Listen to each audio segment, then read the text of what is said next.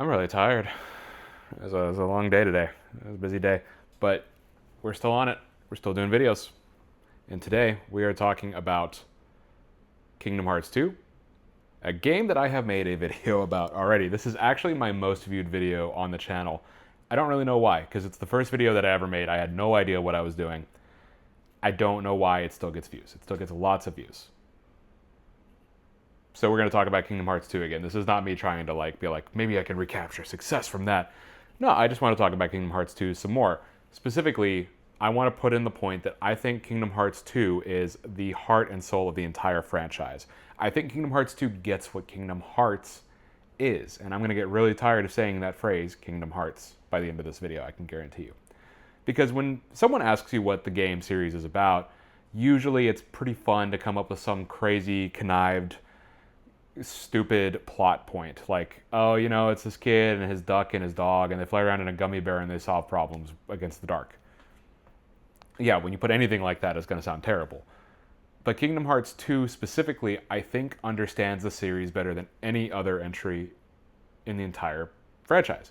And I gotta be honest with you, I don't think anybody's done it as good as that game has. And I'd like to give you 3 different points as to why I think Kingdom Hearts 2 truly is the heart and soul of the franchise. No debate. And our first point, I'm going to use a very specific point in Kingdom Hearts 2. I'm going to use a very specific moment. And if you haven't played the game, this is a little spoilery, but the game's been out for over 20 years. You're fine. There's a moment in the prologue, you play as a guy named Roxas, and it's very much like the Raiden intro from Metal Gear Solid 2. You see what I mean? So Raiden is a character that we had nothing to do with. We had no idea who it was going to be. We had zero clue he was even going to be in the game.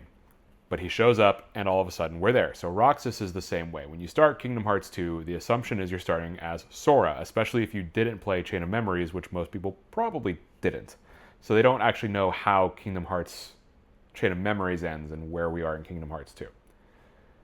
So we start as Roxas, and it doesn't make a lot of sense right out the gate, because you're playing as this guy. He vaguely looks like Sora, but not really. Voiced by Jesse McCartney. And you go through 6 days of his life at the end of his summer vacation. And it's weird because it seems like it doesn't matter. And then you get emotional at the end of it, because you realize that in some way, in some level, you have connected to Roxas by the end of these 6 days, right? It's probably about an hour and a half, 2 hours of gameplay. But something that's so impressive is the way that they make you connect to the character through what is pretty much meaningless and silly minigames. Stuff like, oh, you and your friends need money to go to the beach. Whereas you're probably expecting, like, hey, when am I going to go beat up the Heartless? And instead, you're fighting these other weird white things called nobodies, right? This is also setting up a major plot point later in the game. So it doesn't really make a lot of sense at the outset. And it still doesn't later in this game, too. Because Roxas is set up way ahead of time to where we don't actually know what's going on with him. But there's a specific moment after his summer vacation ends, and that line really takes me places. Like, that is such a good line.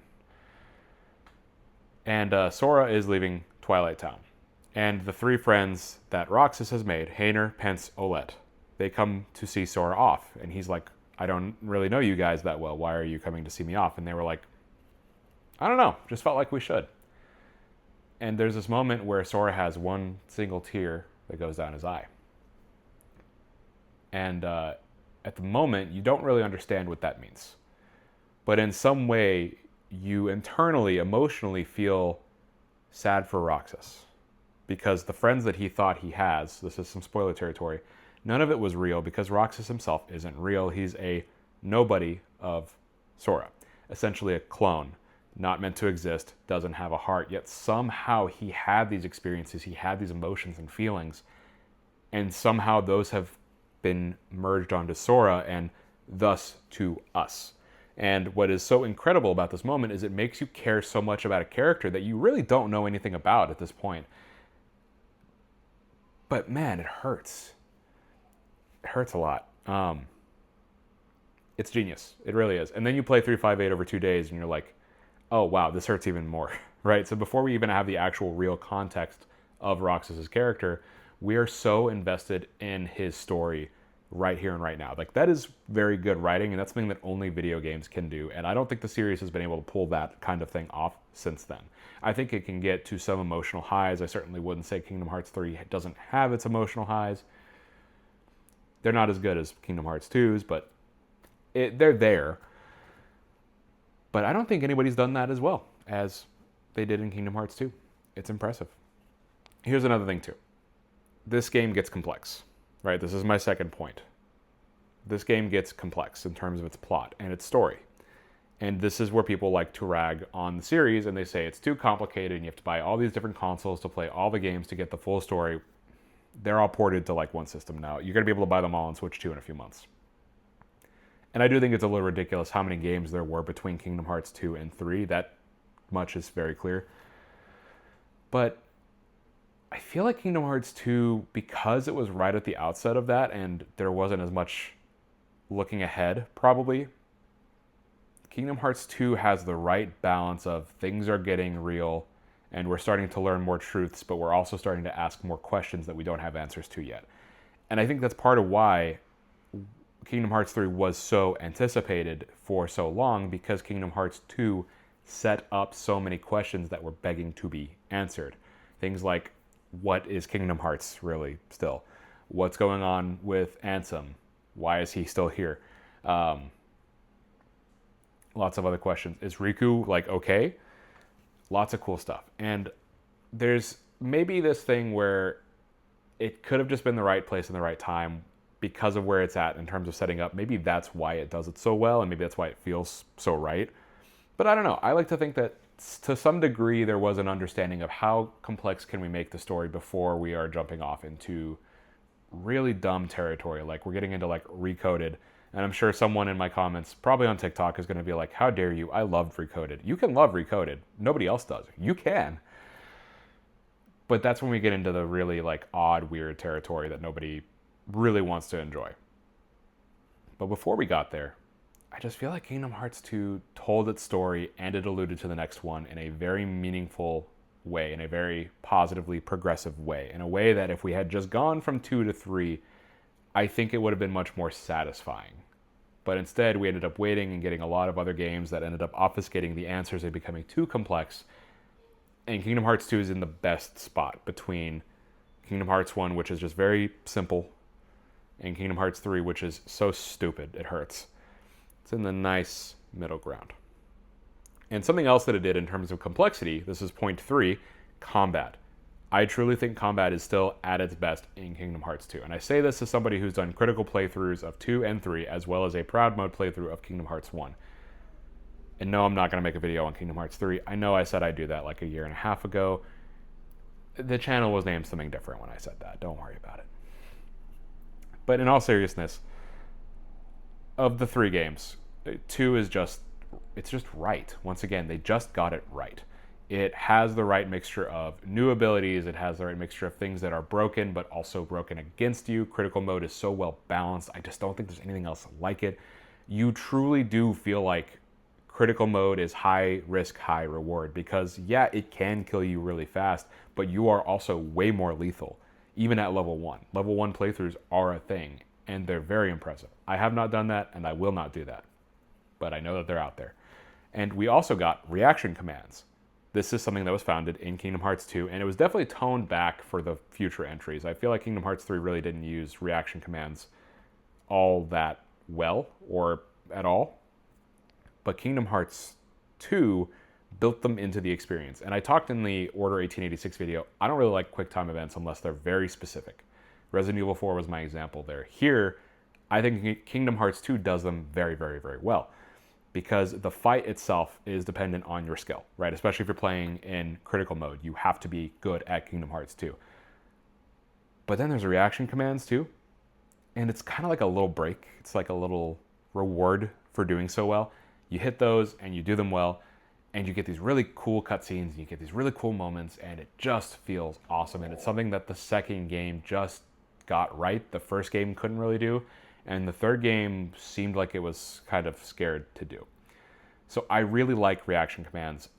I think they were done the best here. Because again, this could just be the inner 11-year-old talking, but man, they were really cool in boss fights. They really do pay off a lot in boss fights. And especially with how much more complex critical mode can get, it just adds to the tension, it adds to the stakes, it adds to the big moment, the memorable moment. The first time you beat Sephiroth, who doesn't even have a reaction command that I remember, you're like, oh my god, I did it. Even on regular mode, not even counting critical mode. The first time you do it, you're like, I can't believe I did that. It's insane. Obviously, you're probably choosing Reflect, but that's a conversation for a different time. And overall, if I had to summarize everything I've just said here, it's that I really do think Kingdom Hearts 2 gets all the love and respect it deserves because it just understood the assignment. It just understood what it was trying to do, and it understood how to convey it meaningfully. It understood how to get us to emotionally resonate with characters that we didn't even really know.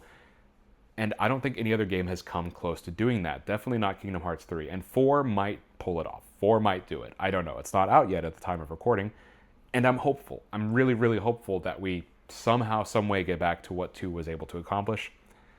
But I think it's also healthy to say maybe that's why it's the best.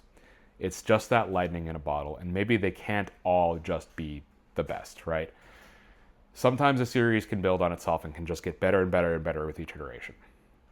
But those are very few and far between. Those are very difficult to find. Like, I think even Halo, the original Halo trilogy, you would probably find people who would dissent against you if you were to say Halo 3 was better than 2. Like, I would prefer Halo 3. Other people might prefer Halo 2, right? It's very difficult to find a series that is so consistently getting better. I think Metal Gear Solid might be the only one. I don't know. I might be forgetting one. Tell me in the comments below. Do you think Kingdom Hearts 2 really is an anomaly? Do you think it was just the right place at the right time? Do you think there are other game series that have figured out their formula and made it work in multiple games? Or is this just kind of the way things are? Let me know in the comments below. And this is day 15, folks. We're on day 15 of recording and posting every single day for 30 days. I'm loving this, man. I really am. And I need to tell you right now, I am exhausted. Again, big day at work for me. Lots of work to be done. And then I came home and had to be a homeowner and a father. And even through all that, this was the thing I was looking forward to the most out of everything. That's not true. I really did love being with my kids. This was the second thing. No, I like my wife too. I like this a lot. I looked forward to this a lot. And it's a lot of fun. And it's a thing that I love to do. And if you want to see more, please follow the link to the playlist. Watch all of them sequentially. That helps me out tremendously. Like and subscribe is also always good. Thanks for watching.